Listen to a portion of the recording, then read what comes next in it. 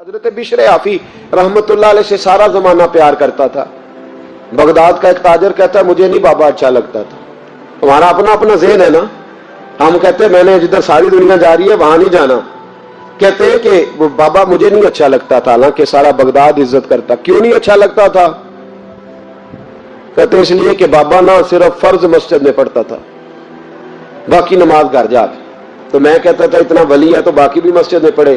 کہتے ایک دن میں نے کہا جسوسی کرنی ہے اس کی, جو کہ اسلام میں منع ہے. کہتے حضرت بشر حافی رحمتullah علیہ نے جمعے کے فرض پڑھے, فرض پڑھ کے نکل گئے دوڑ کے. فرماتے ہیں میں پیچھے ہو گیا. میں نے کہا میں نے سنتیں چھوڑ دی ہیں پر اس کا پتہ کرنا ہے, سنت نفل بعد میں پڑھوں گا. کہتے ہیں حضرت بشر حافی جلدی سے نا کہ کباب والی دکان پہ گئے, وہاں سے کباب خریدے. اور میں نے کہا بوڑھے کی عمر دیکھو اور اس کے ذائقے دیکھو, اس عمر میں بھی کباب کھائے گا. اوئے ہوئے, مولوی کو روٹی نے ستایا تھا اس لیے سنت اور نفل چھوڑ آیا ہے. کہتے تھوڑا سا وہ آگے بڑھے تو نان بھائی کی دکان سے نا نان خریدے. میں نے کہا دیکھو یار, دیکھو اس کے ذائقے, گرم نان کھائے گا. بہت سارے لوگ بغداد میں رات کی روٹی کھاتے ہیں پر یہ گرم کھاتا ہے. کہتے ہیں حضرت وہ نان اور کباب لے کے نا جنگل کی طرف مڑے تو میرے دل میں خیال آیا یار بڑا ہی اس آدمی کا عجیب ذہن ہے, یہ اب سبزے پہ بیٹھ کے یہاں موج کرے گا, کھائے پیے گا, اور سنت نفل چھوڑ دی, اللہ ہزاروں مرید ہے. کہتے ہیں حضرت جنگل میں داخل ہوئے, تھوڑا سا سفر کیا تو کچی آبادی آ گئی. کچی آبادی, ایک کچے مکان کی ٹوٹا ہوا دروازہ, باہر سے کنڈی لگی. بغداد کے ننگے پاؤں چلنے والے ہزاروں مریدوں کے اس پیر نے کنڈی کھولی, اندر گئے. ایک فالج زدہ بابا جی بیٹھے. کہتے حضرت بشر حافی نے اپنی پگڑی کھولی اور اس آدمی کے منہ سے پانی نکل رہا تھا, رال ٹپک رہی تھی.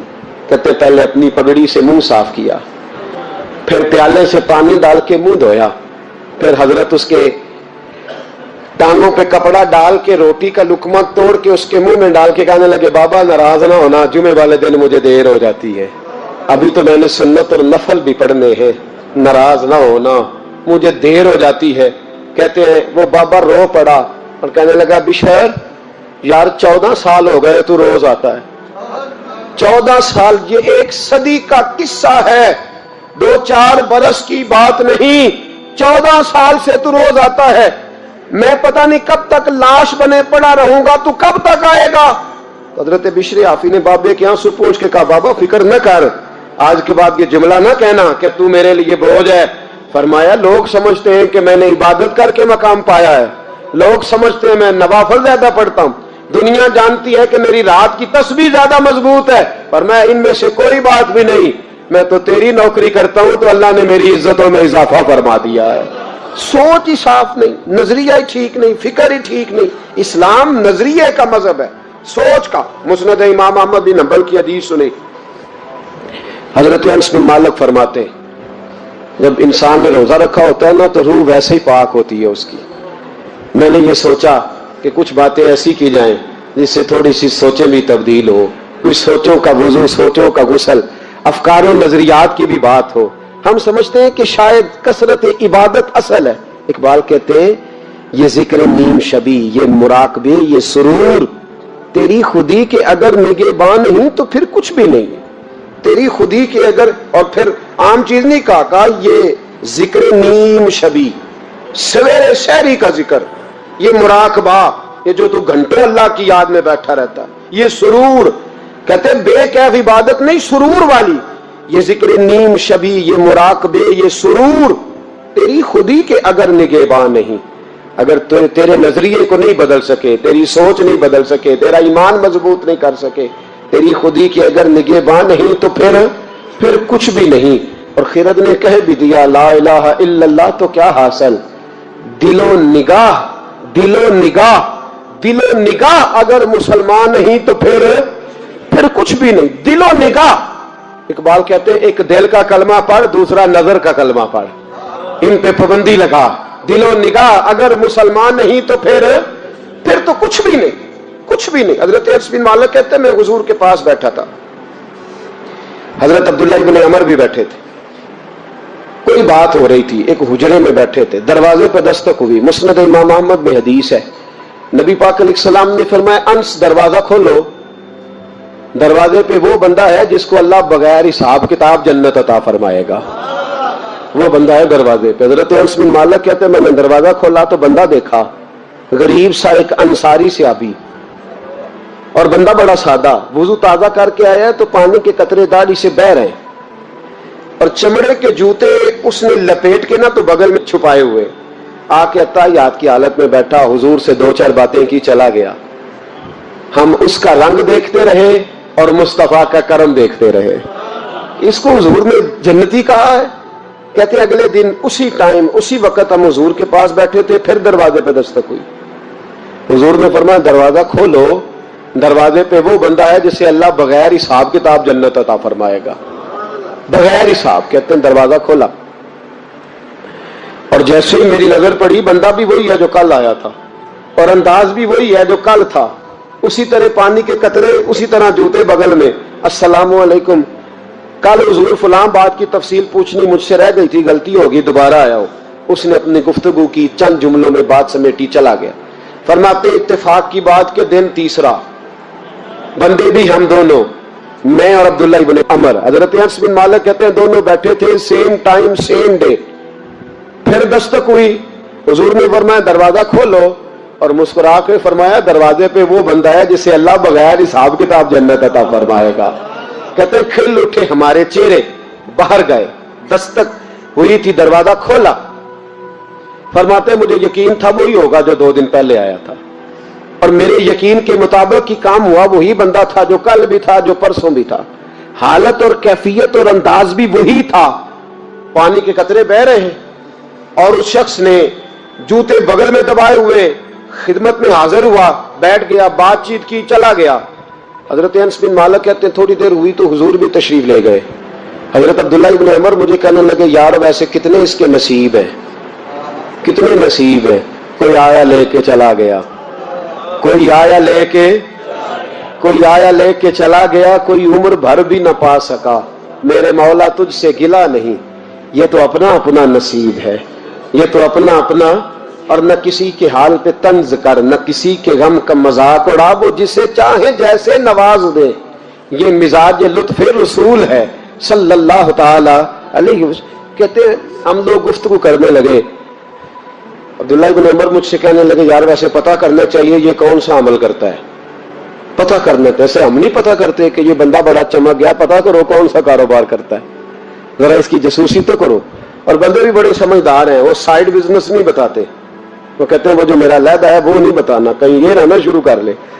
حالانکہ انسان کے پاس جو خوبی، جو اللہ نے اسے دولت دینی ہوتی ہے، وہ اپنا اپنا نصیب ہوتا ہے، وہ گھر میں بیٹھے بھی اللہ عطا کر دیتا۔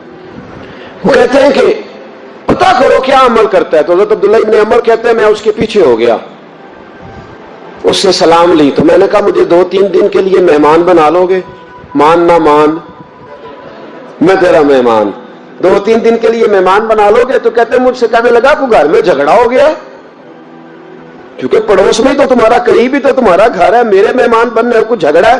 تو میں نے کہا چلو ایسے ہی سمجھ لو اور مجھے مہمان بنا لو۔ کہتے ہیں میں 3 دن اور 3 راتیں اس شخص کے ساتھ رہا، وہ کتنا صدقہ کرتا ہے میں نوٹ کرتا رہا، نماز کتنی پڑھتا ہے، اس کا کیا، میں چاہتا تھا کہ وہ عمل مجھے ملے۔ اس کی برکت سے مصطفیٰ نے اسے 3 مرتبہ جنتی فرمایا ہے تاکہ وہ کیفیات مجھے بھی ملے۔ حضرت عبداللہ ابن عمر کہتے ہیں کہ میں نے کوئی خاص چیز نہیں دیکھی، وہ عشاء پڑھتا تو فجر تک بستر پہ کروٹیں لیتا، اور میں الحمدللہ اٹھ کے تہجد بھی پڑھتا، نوافل بھی پڑھتا۔ کہتے ہیں وہ 1 سپارہ پڑھتا، میں 3 پڑھتا۔ فرماتے اس نے 3 دنوں میں کھجور بھی صدقہ نہیں دی، کہ کھجور بھی، اور میں نے بڑے بڑے غریبوں کی مدد کی۔ میں کہنے لگا کہ عمل تو میرا زیادہ ہے اس سے، پھر خوبی کیا ہے؟ خاص توجہ کرنا، اسلام اور دین کا جو فکری اساس ہمیں صحابہ نے دی۔